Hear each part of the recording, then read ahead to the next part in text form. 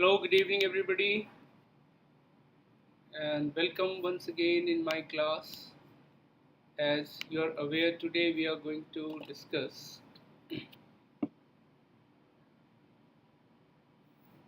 Simon Commission, and under this heading, we will be discussing two important points which happened in 1928. Both are important for your preliminary exam as well as main examination. What are those two important topics which are interconnected? One was Simon Commission and another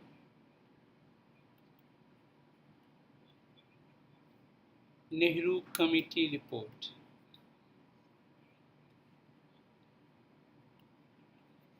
Now there is a chance that they can ask question in your main exam clubbing the two.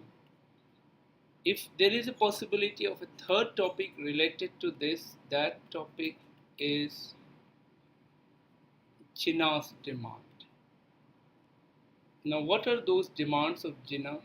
How it is different and similar with Nehru Committee report? What was this Nehru Committee report, and what was its relationship with Simon Commission? These are the three important topics interconnected, but due to paucity of time, I don't think I can complete the third one. That is why at least the first two I would try to cover in the next 50-55 minutes. First, about Simon Commission.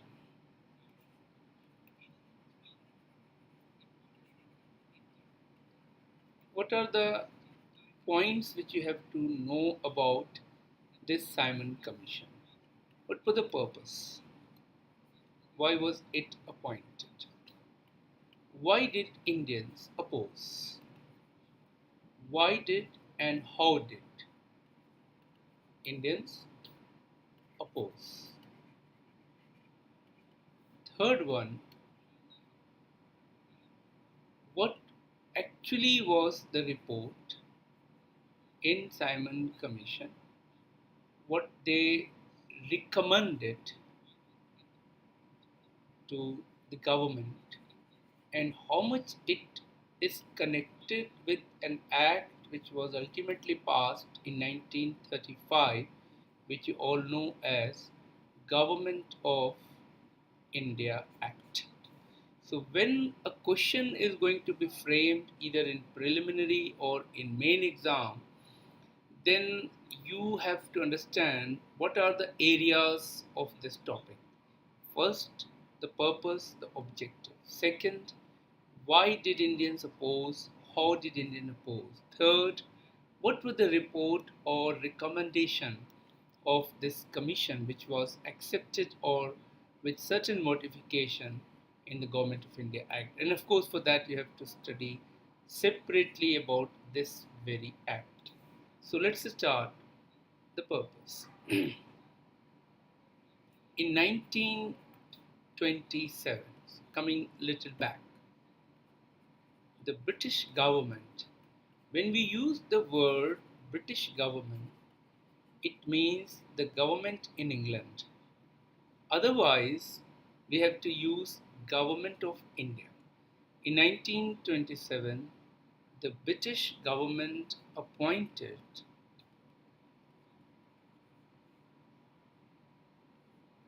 and watch it carefully, Indian Statutory Commission.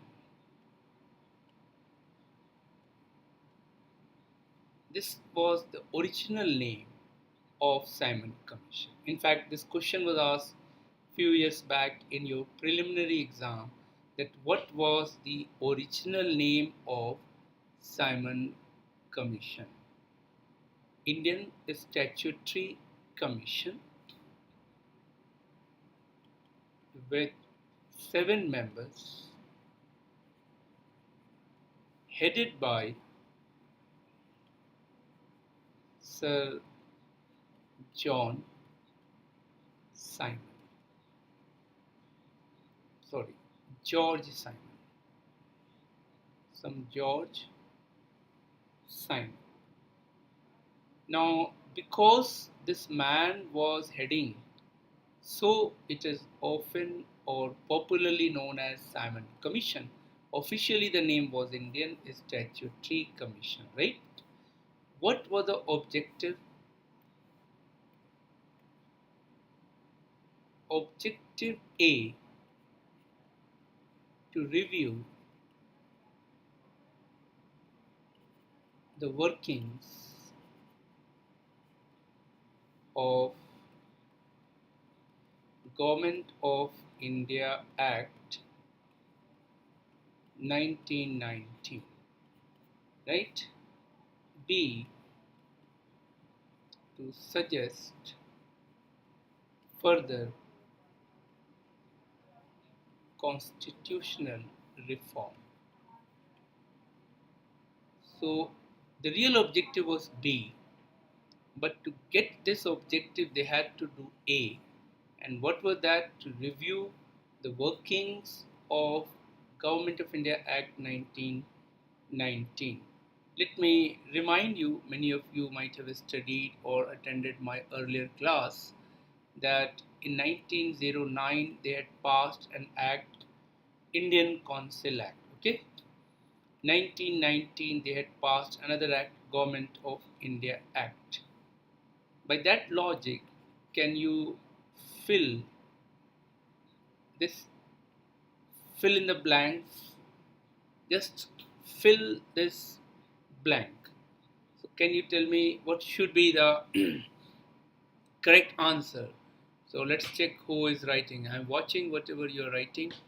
So in the chat box, write it down, the correct year that should be in this column, right?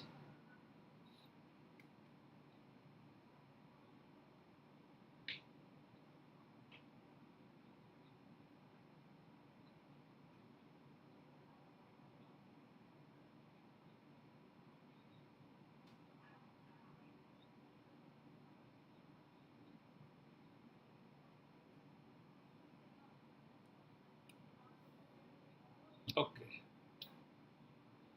27, 35. Can't be said. Purno, are you preparing for CSAT or not? And how can you write 1935? How can you write 1927? Okay, you know what I asked. In 1909, they passed an act. 1919, they passed an act. What was my question? What should be the next? I did not ask what was next. I asked what should be the next. By that logic, the next should be 1929, as many of you had given correct answer. So actually it was a CSAT question. You thought it was a history question, right? And that is why you wrote 1935. So IS exam is an exam of smart people. Keep this word in your mind always. Smart means quick thinking, and what is on that occasion required. If you can do, you're a good administrator. That is what they're checking, this ability in exam, in interviews, etc. So beware about the language of the question and be alert. That is called presence of mind is very important. So in 1927, if you look it back, they actually, in 1927, they appointed this commission. They sent those members in 1928, so that when they suggest those reforms, they would enact in 1929. But somehow it did not happen due to various reasons. One reason was, of course, Great Depression of the world, 1929 to 33. So finally, in 1935, Act was passed, which was originally scheduled to be passed in 1929. Why scheduled to be passed? Because they had promised to pass after every 10 years for Indians, which they called reform. And of course, we in history do not necessarily agree with the terminologies used by the British. I hope you understand. Diya Kumari, you wrote 1920, right? So I hope this point is very clear. What were the objectives? There are two objectives. A, to review the workings of Government of India Act 1919. B, to suggest further constitutional reforms. Okay. So purpose is very clear to you. Now why did and how did Indians oppose? That is what you have to now know. Why did Indians oppose? The answer was very simple. No Indian was involved in Simon Commission, and those members were coming to decide what future of India without involving Indians. So that is the single biggest reason why they started opposing, and they called this commission as all white commission. I hope you understand why they called it all white commission. In fact, they perhaps wanted to make it black and white commission. I don't know you understood this line or not, but don't write in your answer like this that the Indians wanted to make it black and white commission, whereas the commission was only white commission. I hope you understood the terminologies which I used here. Okay, then you write, how did they boycott? So here you have to mention some of the sequence of events. The first one, that when the members arrived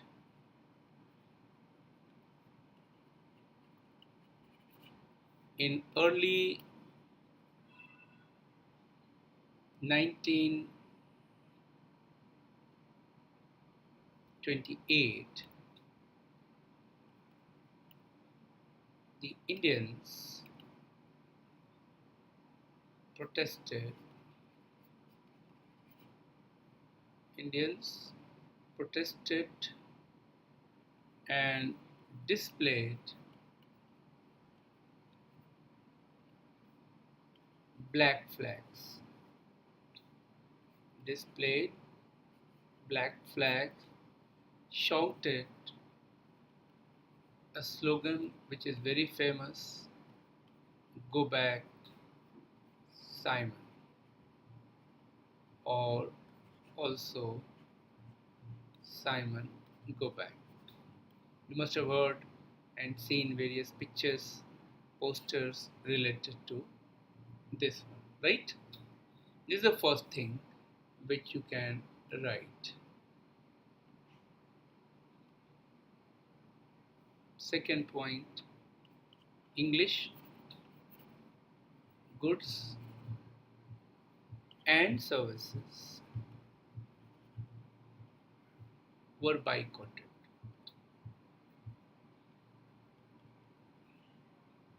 Swadeshi goods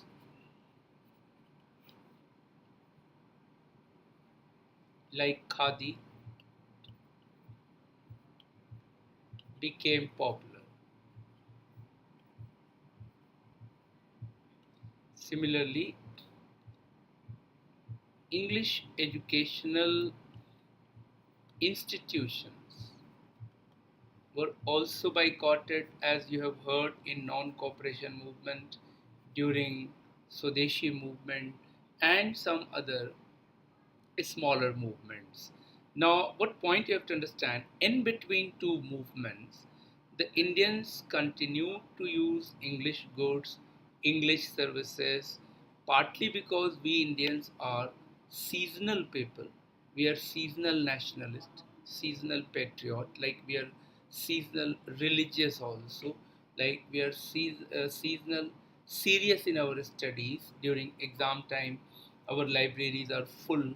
Otherwise, only librarian and 2-3 students are in a corner studying in most of the libraries. Similarly, when our freedom struggle was at peak, and people were enthusiastic coming on the street.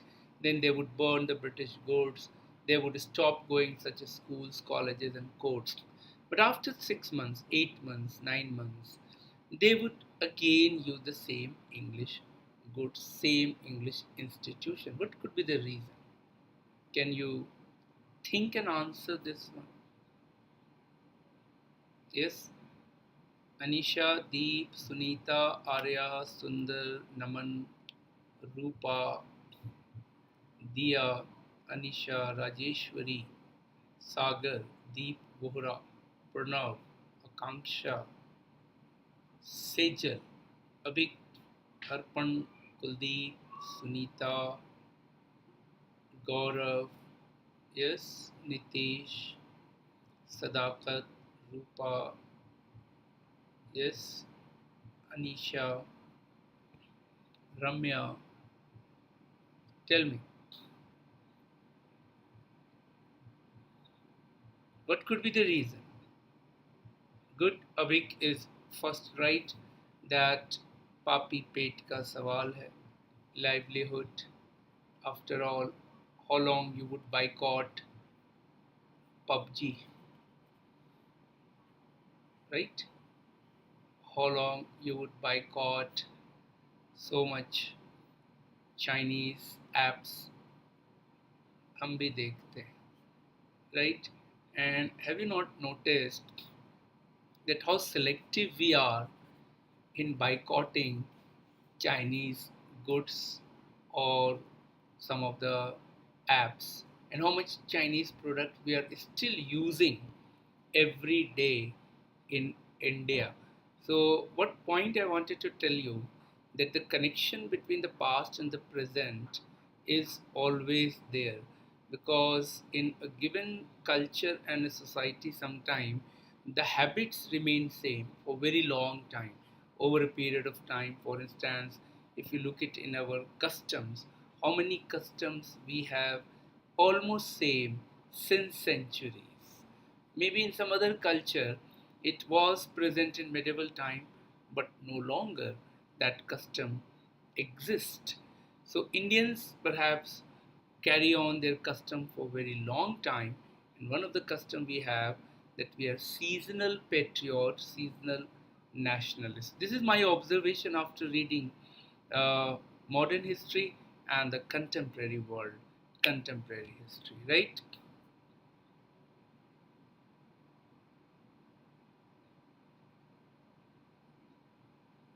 That's what the point, Arpan. So, what is the lesson we learn? The lesson which one learns that before you start boycotting something, have you made alternate for that? Alternate arrangement? Have you made a better product, better services, right? If you have not made a better product and better services, that means all your boycott, whether it was in the past or present, would be short lived idea. So, one reason why, despite the fact that a lot of leaders in the past and present had, announced to boycott many Chinese goods, etc., but we are forced to use it because we do not have the alternates, right? And that is what, when it is required, you can give suggestions to your answer. Now, come back. Next important thing, what next happened in this period?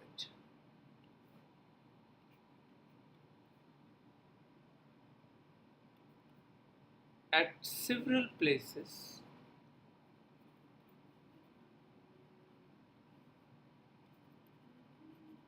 Gandhian peaceful program.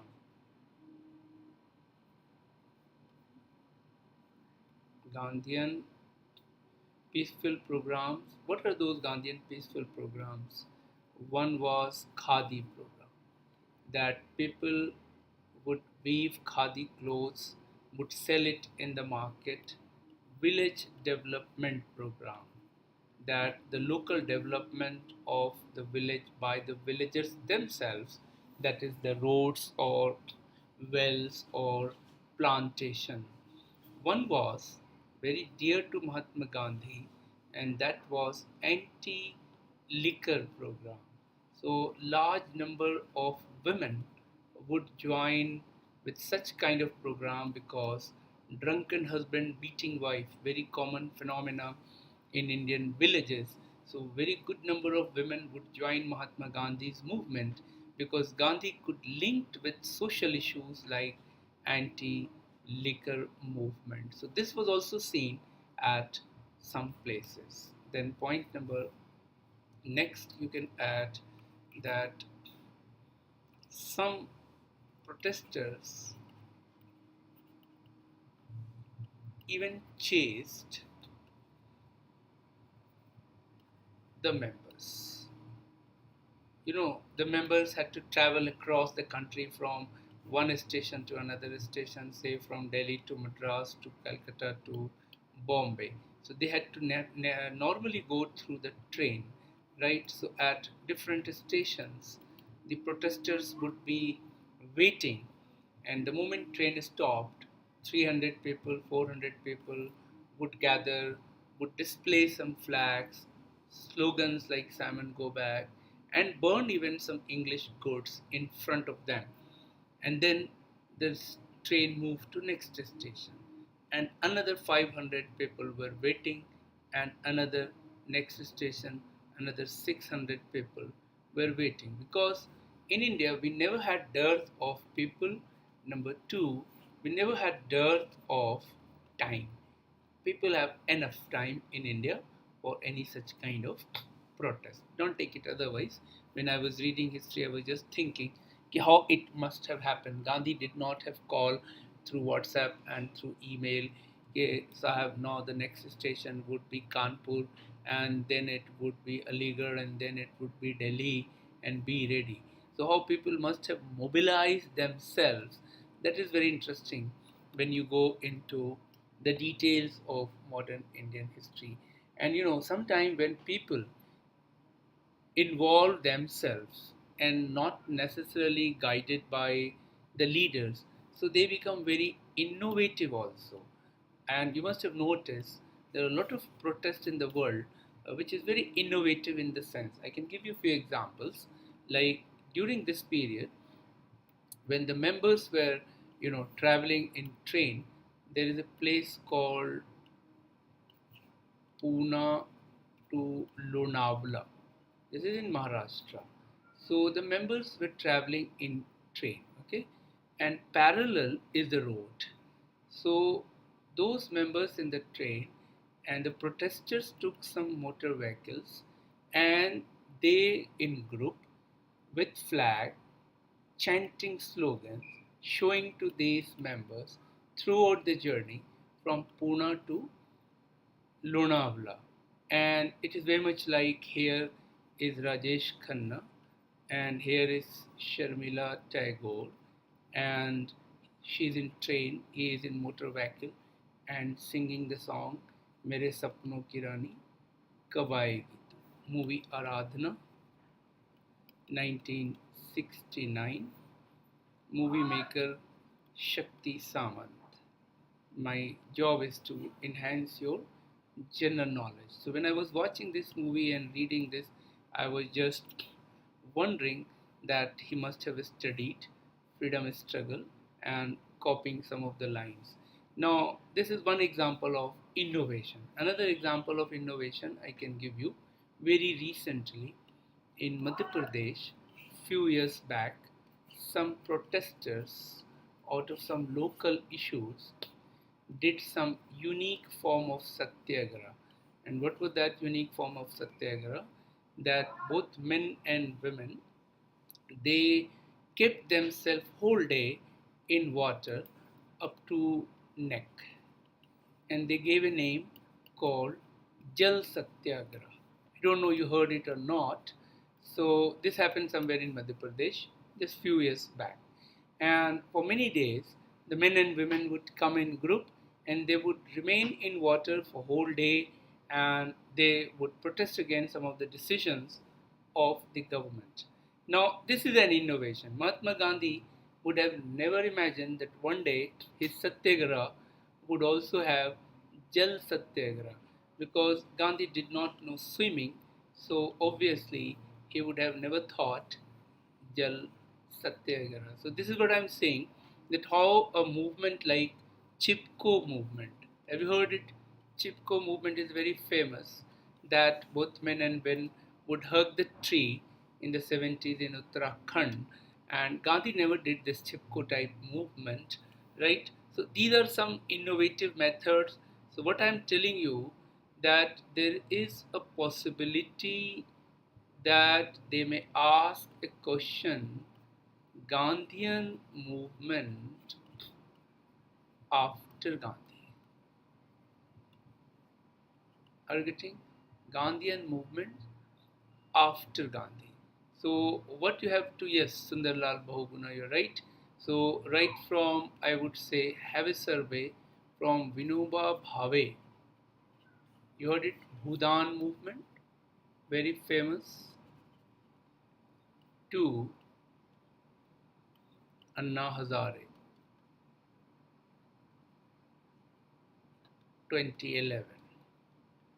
So we had a long journey in which Jayaprakash Narayan, in which Ram Manohar Lohia, in which Sundarlal Bahuguna, in which Medha Patekar, in which Irom Sharmila, the famous Manipuri girl who protested against Apsapa, right?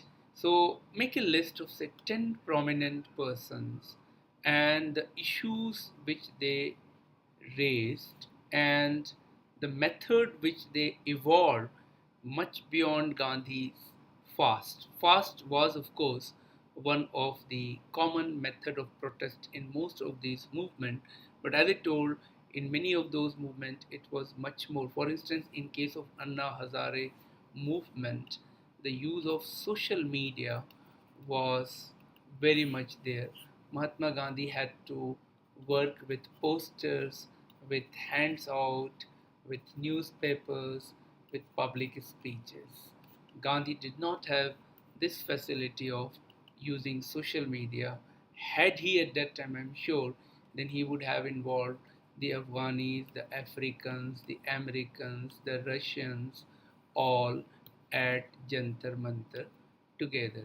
So I used to think, because Gandhi had great quality of mass mobilization, so I'm sure he would have hired some IT professionals from Bangalore to Gurgaon, and they would have been invited at Sabarmati Ashram. And I was just wondering, these IT guys in dhoti, how would they look like with bakri ka doodh, because most of these IT guys wear something different and drink and eat something different, right? So when I actually read history, I imagine in my own ways. That's what I said, Mahatma Gandhi in 21st century. Okay, so I hope you understood the events which happened in 1928. Now, during this very period, when public protest was going on, what our leaders in general were doing. So, one top leader, you heard his name very well, Lala Lajpat Rai, was injured in a police lathi charge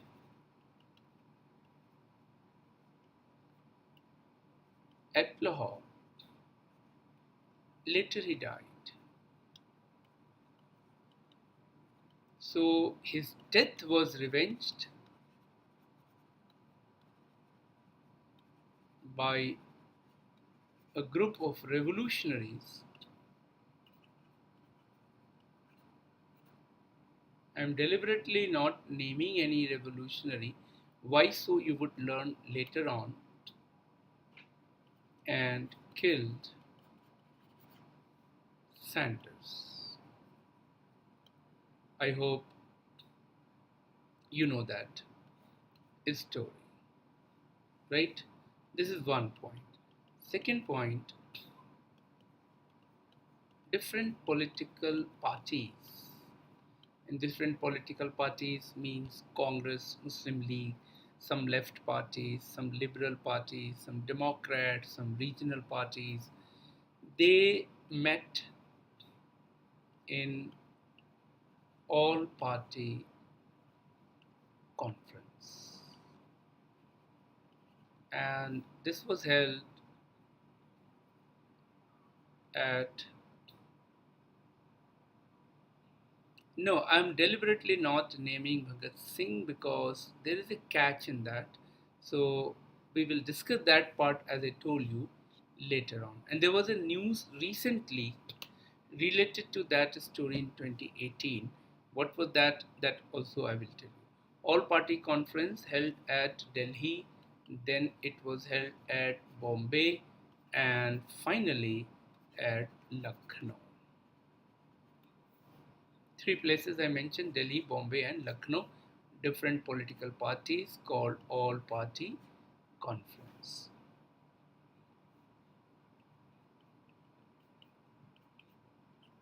A committee was set up to make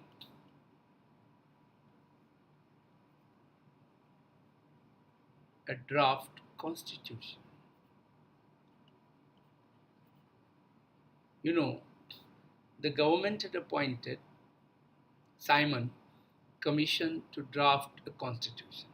The Indians were saying, since no Indian was involved, so we would make our own draft constitution and we would request and pressurize the government to accept these recommendations as recommended by the Indians, right? Different political parties met in all party conferences held at Delhi, Bombay, and Lucknow, right? And then what I said, a committee was set up to make draft constitution under the leadership of Motilal Nehru. That is why this committee would be called Nehru Committee, and members were drawn from different political parties. You know, nowadays they are asking questions in such a way that unless you know every events and sequence of events correctly, you would miss many questions which is in conceptual form, a statement form. And that is why I am trying to write as much as possible and also explaining it. Because gone are the days when they would only ask about dates and persons and major events. They expect from you that you should know the complete story. For instance, if they ask in your prelims that this committee was mainly led by Congress party, right or wrong?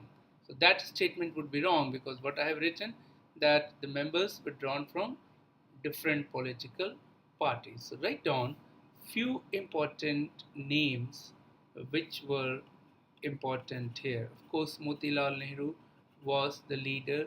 That is why it is called Nehru Committee Report.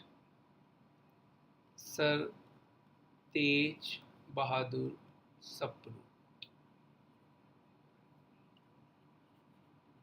another prominent member.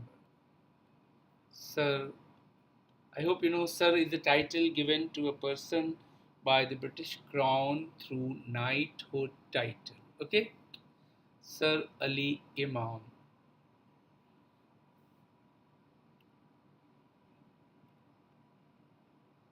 The first point was Lala Lajpat Rai was injured in a police lathi charge at Lahore. Later, after perhaps 18 days, he died. Second point, his death was revenged by a group of revolutionaries, and they killed the police officer called Sanders. Okay. The next point, different political parties met in all party conferences at Delhi, Bombay, and Lucknow. And what they did, they appointed a committee which was headed by Motilal Nehru. Then, what I said, some of the important name: M.R. Jaikar, Subhash Chandra Bose, etc.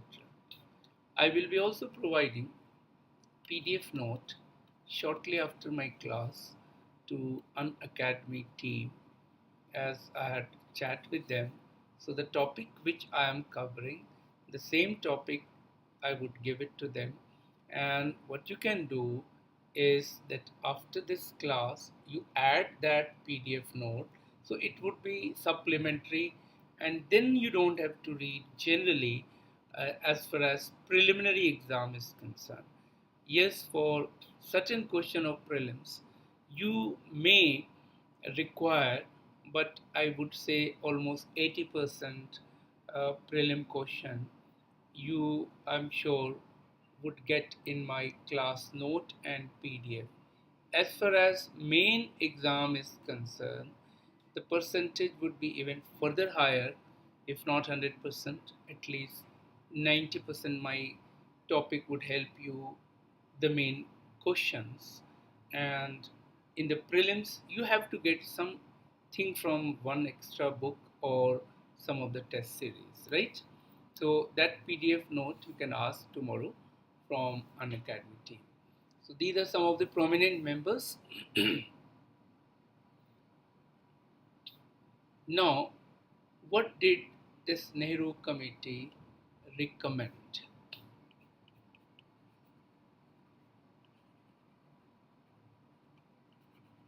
Nehru committee recommended: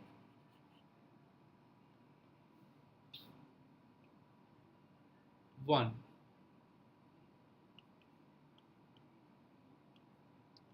dominion status should be given to India. What is this dominion status? They're not asking complete independence, but maximum autonomy to the Indians. And they had some idea, very much like Canada, Australia, New Zealand, where the crown was an English crown, but the parliament was Canadian parliament, Australian parliament, New Zealand parliament. They wanted similar kind of great autonomy to Indians. That means the parliament would be Indians, and the council of ministers, which would be headed by prime minister or chancellor or whatever designation you give, that office must be headed by Indian. That is what the idea they had, but make sure it is not a complete independence demand. It is not Purn Swaraj demand, right? Second important thing which they demanded, that state should be secular. Now, this is very much part of Indian Constitution, part of preamble, and it is one of the basic structure of Indian Constitution as per the Keshav Nandan Bharti case. Many of you must have read in polity class. Often the question is asked how Indian secularism is different from European secularism. So, very brief, I must tell you here that in Europe, secularism emerged in a historical context in medieval time when there was a clash between church and state. The church in Europe was very powerful, but due to various movements, and one big movement was called Protestant movement. One big force was capitalism. One big force was individualism. So, if I give you three reasons which curtail the powers of church in modern Europe, are Protestant movement, rise of capitalism, rise of individualism. In fact, these are the reason for the Protestant movement itself, and these three are reason for the curtailment of church. So when this movement took ground, popular support to intellectual support to business support, so a wall was created between the two. The church would have limited domain, state would have maximum domain, and the church would not intervene in the matter of a state, the state would not intervene in the matter of church. But much power of church was curtailed. And the most important part, state in itself would not, should not have a religion. That is what they meant by secular religion. Now, what is interesting, today most of the European countries are not secular in theory, but yes, in practice, they are very much in secular. And how you have to read it that. Now, in India, when we say Indian state is secular, it has two meanings. One is exactly the same as in Europe, that religion and state are two separate things, and state India does not have any religion. Second meaning is that a state would treat all religion equally. Each state shall not discriminate between one religion and another religion. So that is how in most Indian political science history books you would find these two important definitions. So our freedom struggle leaders, when they were asking that India should become a secular state, in fact they had both in their mind. Don't forget that our constitution was made by almost the same people who fought against the British. And all the top guns, perhaps other than Gandhi and few more, were not members of Constituent Assembly of that generation, that is 1920s, 30s, and 40s generation. So obviously, whatever their movement, it is reflected in Indian Constitution. Point number 3.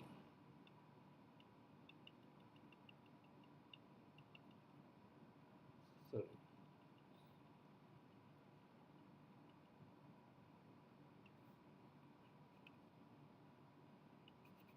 They also demanded about universal adult suffrage, that voting rights should be given to all. And earlier, as you know, or till the British period, the voting right was reserved for only few, those who were educated and those who paid income tax or tax of certain level. Nehru Committee also recommended to end separate electorate. We have discussed this in length, that it was given in 1909 firstly to Indian Muslims, Hindu Zamindars, Chamber of Commerce, Calcutta and Bombay, and then it was also given to Sikh and Anglo-Indian in 1919 Act.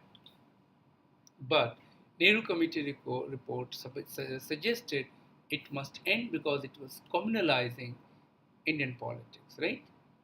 And what in replace they said, to reserve to reserve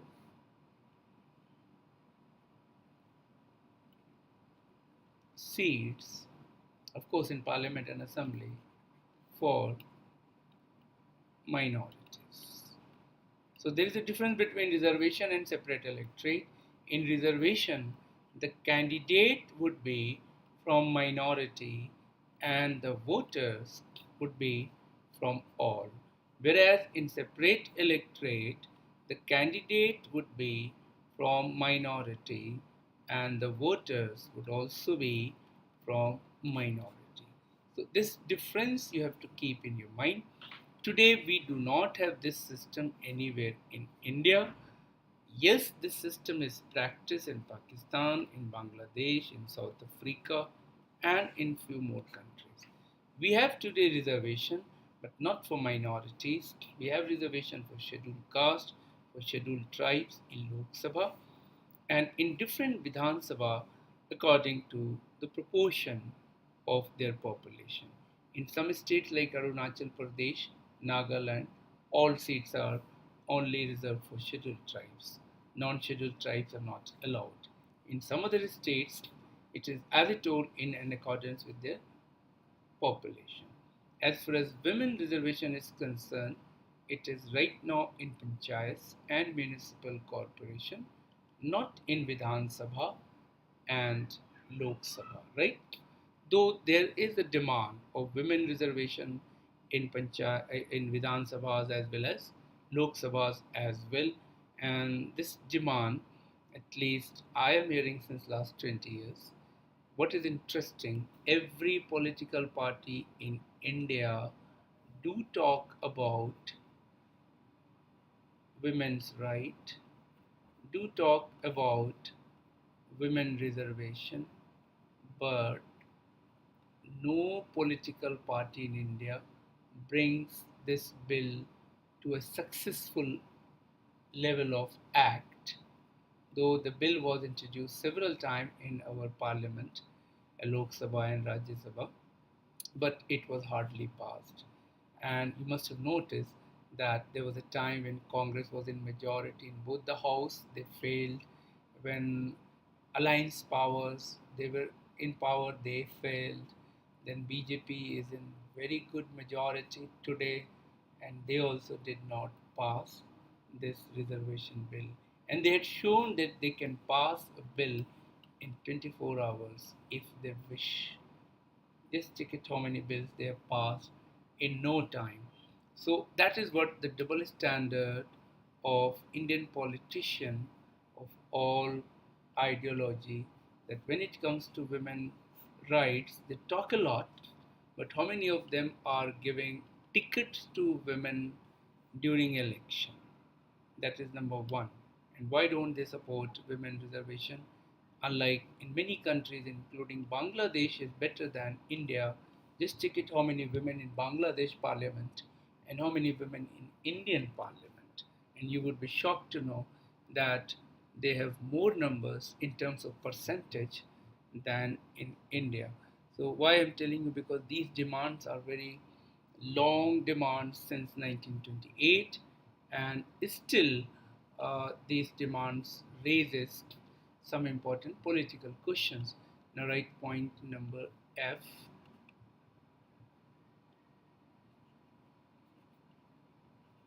Cultural rights of minorities should be protected.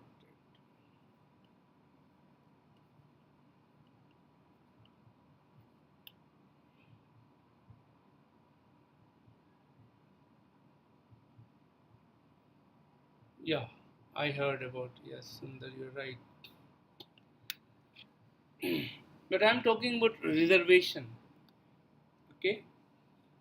Cultural rights of minorities. Now, minorities generally in India is defined on two lines. One is religious, one is linguistic, though it could be on other identity also. And it is not only that Muslims and Christians and Sikhs and Buddhists and Parsis and Jews are and Jains are minority in India, but Hindus are also minorities in many states. In fact, before British, the number of such states was much larger and bigger than post-independent India. And even in post-independent India, there are many states where Hindus are in minority. They are Punjab, Jammu and Kashmir, since had become a union territory, so I'm not counting as a state but as a union territory, along with Lakshadweep, right? Nagaland is a state, Meghalaya is a state, Mizoram is a state. These states where Christians are in majority. Now, when we talk about cultural rights, It is linked with their faith, with their food, with their dress, with their music, with their education, and anything which is related to their lifestyle. That, of course, is evolving even today. So, in Indian Constitution, Article 29 and 30 exclusively talks about cultural rights of minorities. That means what in 1928 our freedom fighters were asking, if you can see, that universal adult suffrage, that to end separate electorate, that you know a secular state, many of these actually were incorporated in our constitution. So that is one important thing about Nehru Committee report which you have to understand. Okay. Hyderabad Old City. In which context you said I'm not getting? And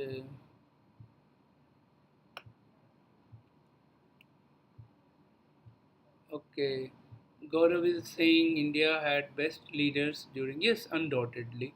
During freedom struggle, you know, one reason I saw why in freedom struggle we had best leaders, because the best brain and best heart joined politics. Okay, in those days.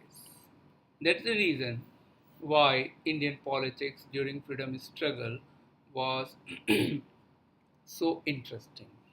So, you know, they were very successful people also, successful in their profession, whether Dadabhai Nauroji, whether Motilal Nehru, whether B.R. Ambedkar, whether Muhammad Ali Jinnah, whether Jawaharlal Nehru, they were all very successful. Even Mahatma Gandhi in South Africa was successful, and some of the doctors and lawyers, they left their profession, joined politics for service. That's the reason why they were best.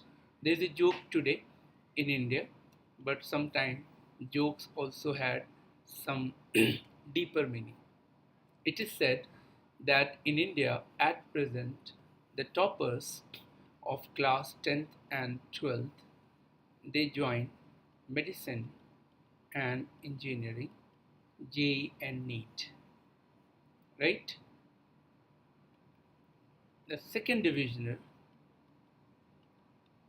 they become MBAs, managers, and they manage doctors and engineers.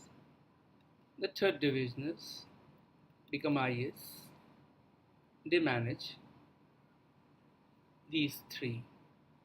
The fourth divisioners become politicians and they manage all. Right? So, this joke is not absolutely correct, but not absolutely wrong also.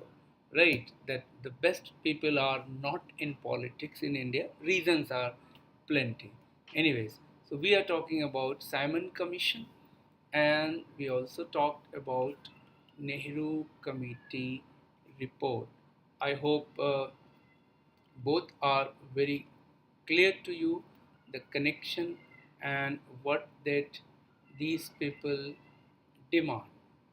But when Nehru Commission recommended those points which we just discussed, then Muslim League, led by Muhammad Ali Jinnah, presented his own 14 point.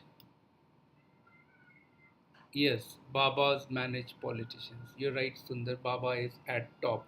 That is why sometime I feel that after 5 6 years I would also become Baba, because to become a Baba, what you need, I do have. You should have a better communication, good knowledge of English, Hindi, good knowledge of little bit religion of different faith, little bit philosophy mixed with science, mixed with current affairs, and of course you need a long beard, long hair also, so that would also help.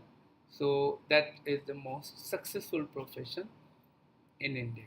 So what Jinnah in 14 point program demanded Few are very important, at least 5 of them, and that you should keep in your mind those 5 points. Number 1, that separate electorate should continue till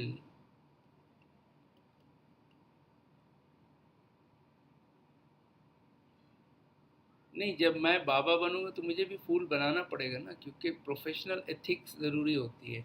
जिस profession में आप होते हैं उस profession का एक ethics होता है। तो जब मैं बाबा बनूंगा तो बाबा के प्रोफेशंस का जो कॉमन ट्रेंड है वो फॉलो करना पड़ेगा, नहीं तो बाकी सारे बाबा खिलाफ हो जाएंगे। Separate electorate should continue till universal adult is introduced. This is one of the demand of Jinnah. Number 2, that seats should be reserved for minorities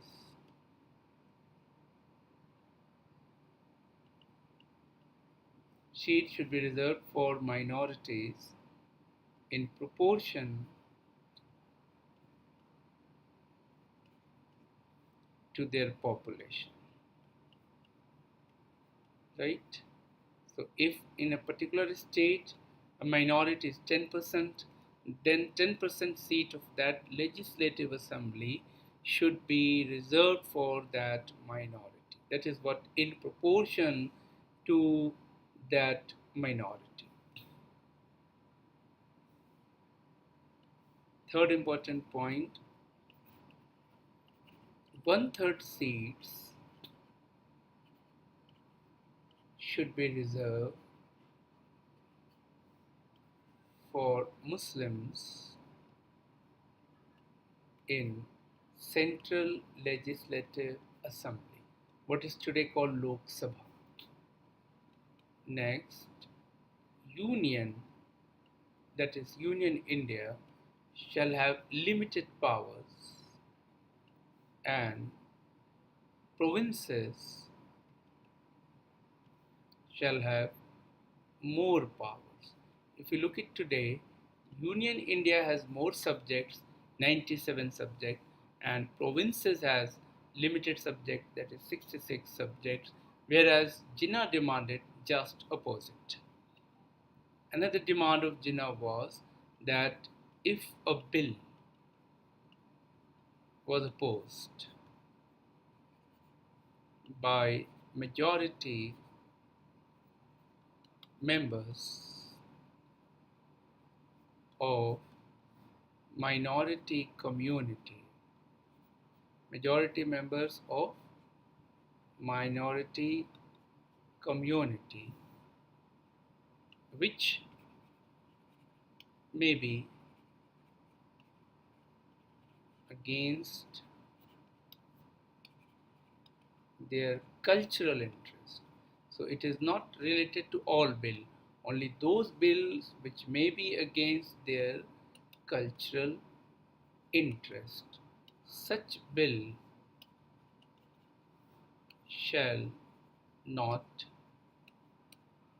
be passed. Let me repeat the last point. If a bill was opposed by majority members of minority community which may be against their cultural interest, such bill shall not be passed. Suppose in a house of 100, 66 are Hindus, 25 are Muslim, 6 are Sikhs, 3 are Christians. So these 66 Hindus can get a bill passed anytime, because in a Lok Sabha you only need 50% plus 1 to get a bill passed. But according to this point of Jinnah, suppose there are 6 and 4 6 out of 6 object that this particular bill is against their cultural interest, then that bill shall not be passed. Now, you may wonder that only four men can drop a bill, and 66 or 60 and 25 would be defeated. So, on what basis, on what principle? The principle is that in a democracy, what point you have to understand, a government is elected by majority. Majority say this, a majority. A government elected by majority, but elected for all. Now, once a government is elected, then now government cannot discriminate between this group and this group and this group and this group. That is the difference between majority, between democracy and majoritarianism.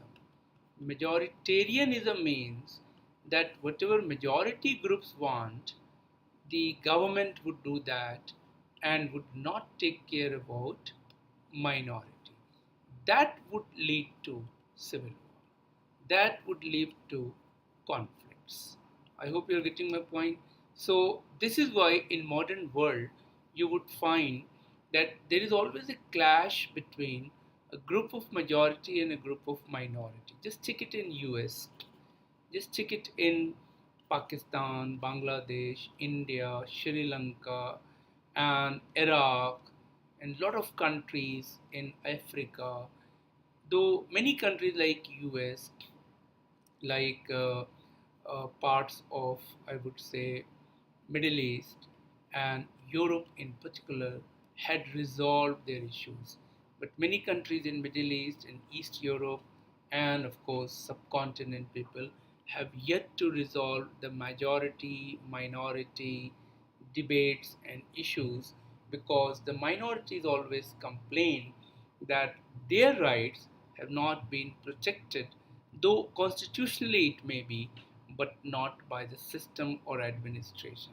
So you have to be careful about this kind of questions through history, past and present. I hope I have given you all the important point. If we have tattoos, are we allowed to UPSC? Depends upon Dilip where you have tattoos. I hope you do not have tattoos here in your forehead or in your cheeks. Most people have tattoos somewhere in the arms or in the feet, etc., or even in the back and the chest, right? Yes, Deepika had behind the neck with R. So depends upon where you have, and depends upon people to people. I don't have any comment on that. All I can say that it's better when you go, uh, you you project yourself as a sincere candidate and also a rational person. Rational person means, suppose you have so many fingers in your finger rings in your hand, so they may doubt that you may believe in Jyotish, etc., as you have seen in the movie Three Idiot also. So if you wear something, I would suggest just remove before the interview, and after that you can wear again. So these are some smart ways, right? Yes, any other queries you have? Deep, Naman, Abhik, Pranav, Akanksha. So you got whatever we discussed today in this class? Yes?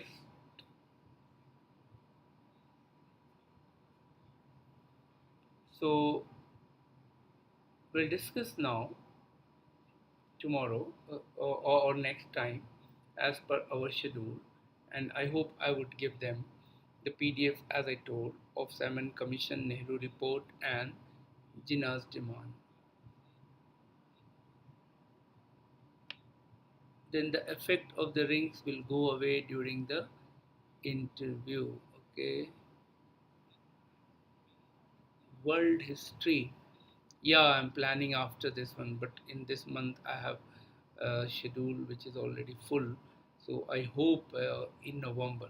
not even in October, because that also has been scheduled for ancient medieval history. So take care of yourself and do well. Good night.